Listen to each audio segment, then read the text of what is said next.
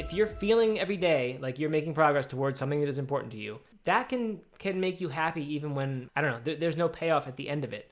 I had started the year saying I would really want to learn Spanish. I would get my Spanish to be really good. And it was already decent, but I wanted to make it really, really good. And I wanted to learn Italian.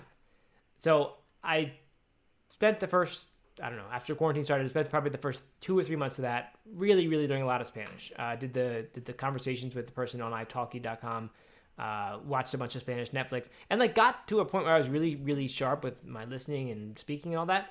And then I dove into Italian and like kind of let go of the Spanish, just sort of forgot about it because I was so excited in something new.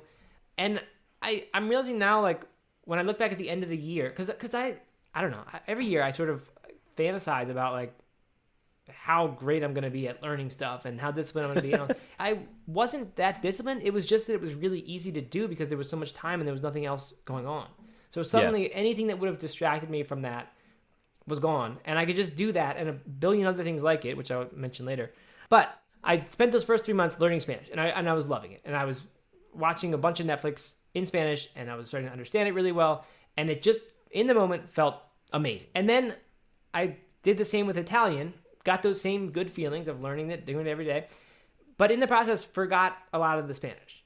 So then I was wondering, like, I don't know, I felt so good while I was learning that stuff, and I felt so good while I was learning the Italian. Is it a bad thing that there was no result to the Spanish, right? Like I didn't get to travel to Spain and use that heightened level of Spanish. I just was so happy with the learning of it. But now that some of that has disappeared, like, does that mean that time was wasted that I spent learning it?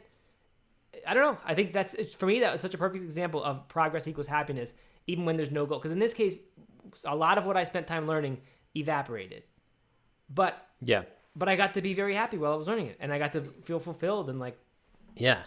I don't think there's anything wrong with that at all. I think that's mature. I don't know if that's the right word, but a mature way to set goals. That reminds me of an episode we did a while ago on fully understanding my why around running a 100-miler. Mm-hmm. Do you remember that? Yep. You know, it was kind of mid-run. I was going up this mountain, you know, really struggling, and you know, I just was like thinking to myself, you know, like, why am I doing this? Like, why am I really doing this? Because I've already run this race. You know, I might PR it, but like that doesn't really matter. Right. Like, it's not going to be like a whole 100-mile PR. You know, it's not a new distance. It's nothing. Like, there's nothing. The result, you know, I'll finish, but the result isn't something that's really exciting. But it was the process of the training. It was the process of the race. It was the process of what you know, that whole 100-mile experience. You know, how it made me feel and who it made me be, and all these things like that. That was the why. Like, that was the fulfilling part.